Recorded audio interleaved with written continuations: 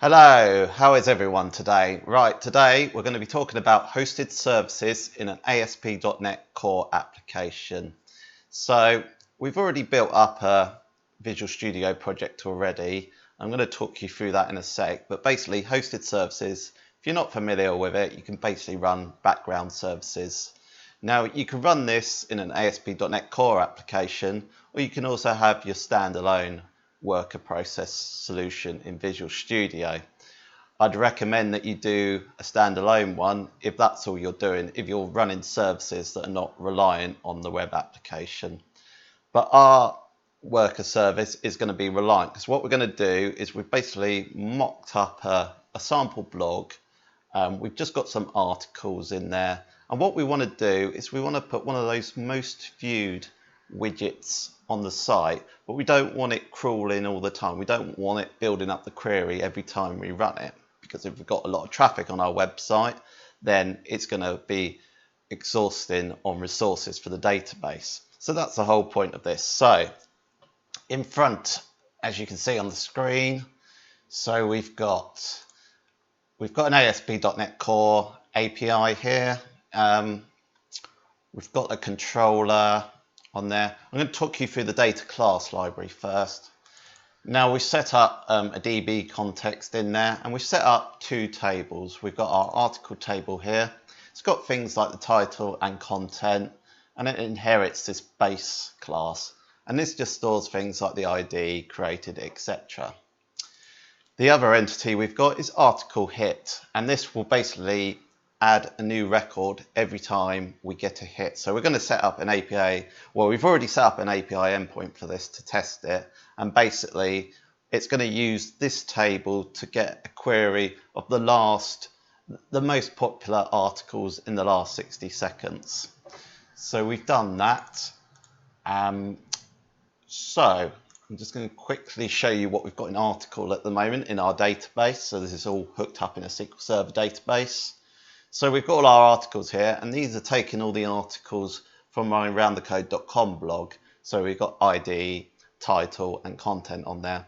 So we're now going to go ahead and do what we need to do to set up the worker service. So let's go ahead and start coding. So what we need to do first is we need to create a new view in here. So this new view is basically going to store the data that we need. So we're going to go ahead, click add new item. I'm going to click class, and we are going to call it most viewed article view. So we go in there, have to make it public. So we want to store the ID of the article. We want to give it a title. We want to set the number of hits first. So how much traffic has actually been to that article. And lastly, we want to give it a title. So it's basically going to take the article, the title from the article table. Okay, so we've got that done. Next, now, a hosted service, it's basically a background service, but we can't store data in it. We basically can't reference it at another part, so we can't reference it in a controller. It's not part of dependency injection. So what we need to do is we need to create a separate service where we're going to store all the data. Now this data is going to be a singleton, which means, as you can probably guess, there's going to be one instance of it for the app when the application is running. So we come out of our data and we create a new folder in here called services. So first of all, we want to create the interface. Don't know what's going on there. We'll call it something else. Just call it services 2. Doesn't really matter too much. Click on there. We need to create a new interface. So we're going to call it most viewed article service.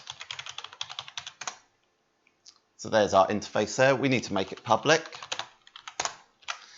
and then we're just going to create it. Well, it's going to be in an enumerable or a list, and it's basically going to be a list of our most viewed articles, the class that we just set up.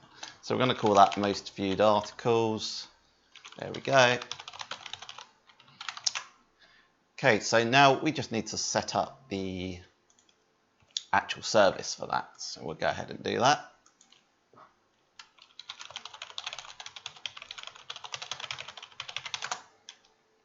Okay, so already made public, so we just need to inherit the interface for it. So most viewed articles. Then we can get the property from the interface. Go in there, make it public.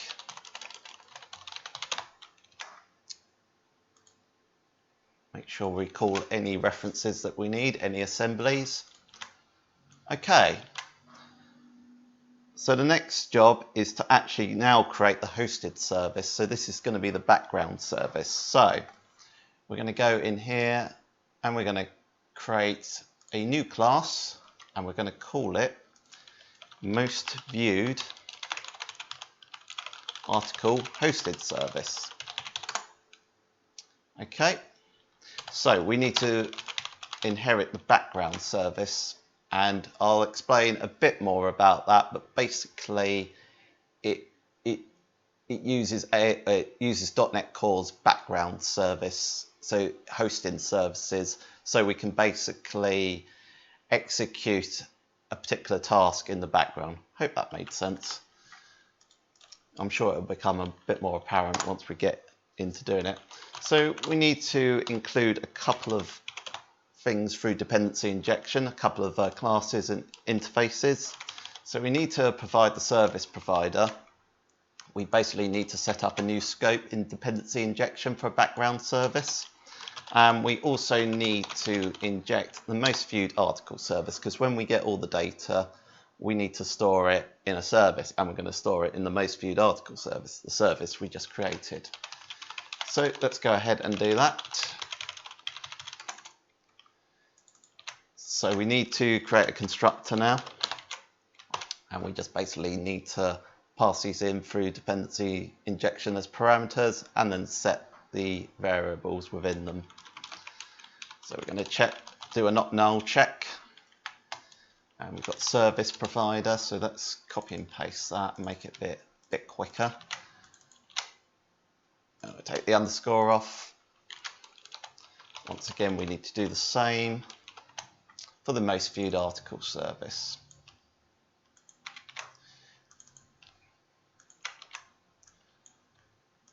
Now you might be thinking at the moment, well, this is not going to work because we haven't added the services, but we're going to get onto that before we actually run the application. Because at the moment, this most viewed article service, we haven't configured it as a service in the startup, but we will get on to doing that. Okay, so we just need to store these variables. So with the background service, there is an execute async. If I go into this, we can see what's actually in it. So we've got a start async and a stop async. Now, having a look at this, what it does is in the start async, it basically goes ahead and invokes the execute async. So our job here is to override the execute async with our job. What we also need to do is, because we want to run the job as a schedule, we want to run it every 60 seconds, we basically need to first of all get it in a loop, then delay it for so many seconds. And I'll show you how to do that. So let's go back to our most viewed article hosted service, and we're going to override the execute async method, like so. So we need to put a while loop in so it keeps on looping.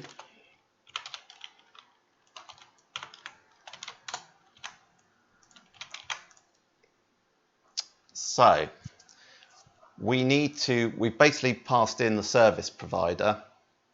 Now something like DB, having a DB context, that can only be ran by default at scope level. Now hosted service is effectively a singleton. There's only one instance of it. So if we were to include our DB context as a parameter up here, it won't work because basically it's a singleton. So we need to create a new scope and then reference the DB context from that scope. So that's pretty straightforward to do. We need to create a new scope like this. So we go into service provider and we just use the create scope method like so. Next, we now need to get an instance of our DB context from dependency injection.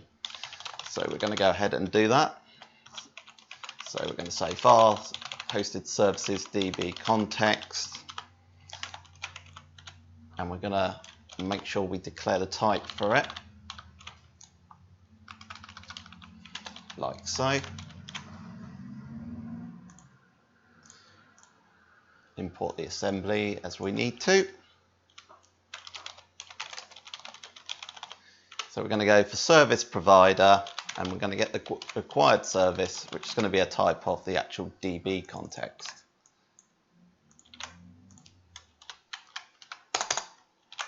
Nice.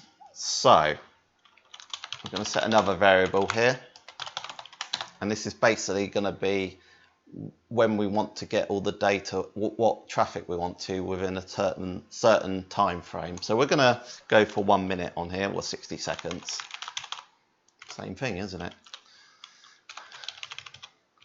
So we're going to put -60 in there. So that's 60 seconds ago. Next. So we created the most viewed article service. We created that property. We now want to set that within our actual background service. So we go ahead, and what we're going to do here is we're going to write out an entity framework link query. So we copy that in. We're going to go for,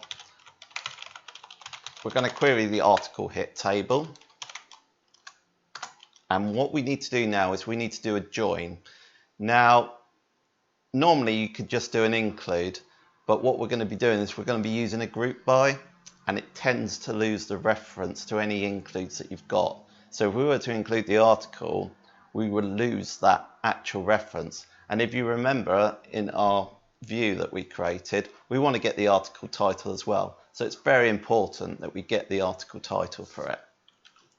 So what we're going to do is we're going to do a join here. So we're going to join it on the article table,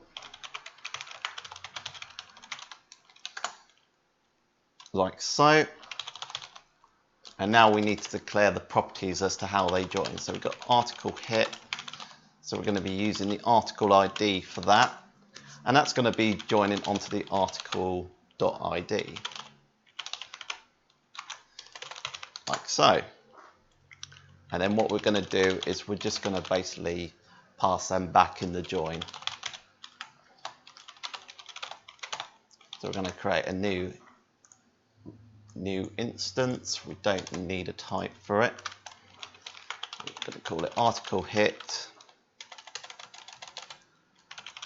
equals article hit, and article equals article. So that's our join setup. Let's just see if we seem to be getting a few errors here. What's going wrong there? I'm sure it's something relatively straightforward. Oh, we'll come back to that in a minute and just see. Let's just see how we get on with the where clause. So what we need to do is we basically want to get all the traffic that was created in the last 60 seconds. So in order to do that, we go to the article hit. Now we set the created time by default when a record is entered. So that is what we're going to use to know when an article hit was entered. So when an article was actually hit on the website. So we're going to go article hit is time from. So that'll be from the last 60 seconds. We're going to group by the article ID, because we want hits for each article. And then finally, what we're going to do is we're now going to convert it into a most viewed class. So we go ahead and do that.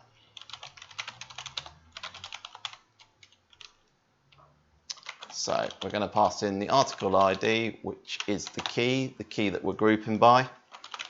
The title, we're going to cheat here a little bit and use gmin.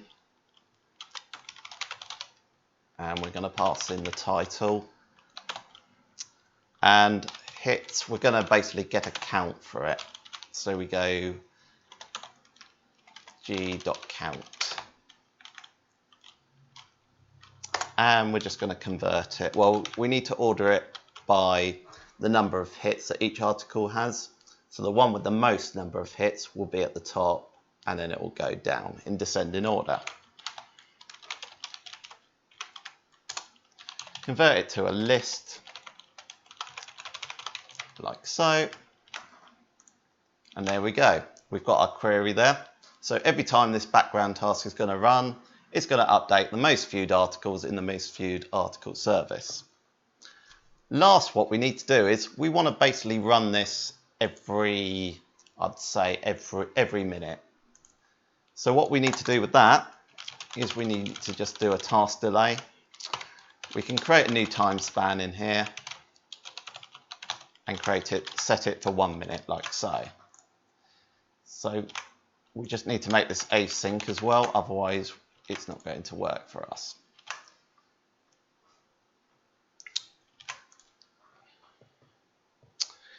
Right, so we're nearly there. The last thing what we need to do is we basically want to create an endpoint where we can actually get that data. So we're storing that data in the most viewed article service, but we want to create an API endpoint so we can actually prove that it's actually working. So we've got this article hit controller here. We've already set up an endpoint where we can create a new record in the article hit. Now we're basically going to set up the endpoint so we can actually view the actual hits and which articles are most popular. So it's going to be a get method. I'm going to call it most viewed as the endpoint. So it's going to go through API article -hit / most viewed. So we're going to just call the method get most viewed, or the action. And then we're just going to return an OK response. Now what we need to do is we need to basically pass in the most viewed article service into our controller. So let's go ahead and do that.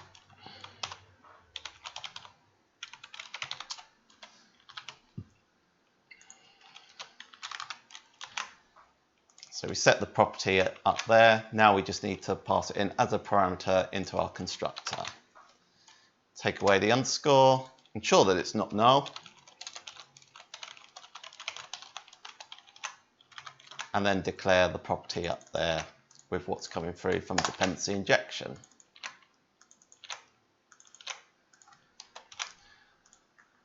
So now what we can do, now that we've got a reference for it, we can just basically return the most viewed articles. Underscore on there. That's all good.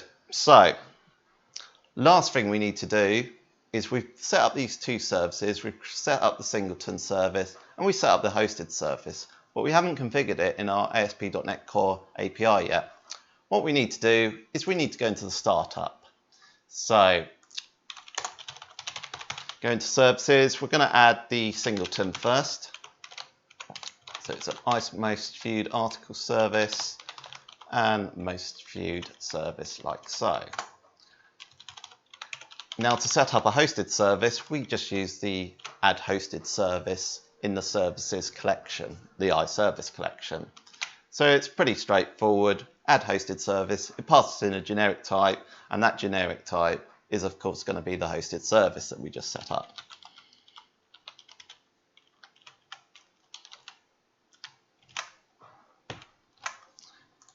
Now we can go ahead and run the application. Now what I'm going to do is, before we run the application, I'm just going to set a breakpoint there. And this is just to prove that the background service is actually running. So let's go ahead and run our service, our API.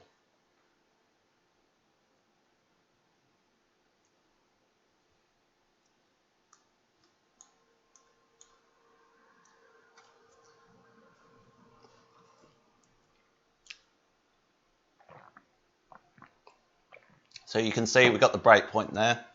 If we have a look and see if we're getting anything back, you can see we've got a count of 0 because we haven't actually recorded any hits so far.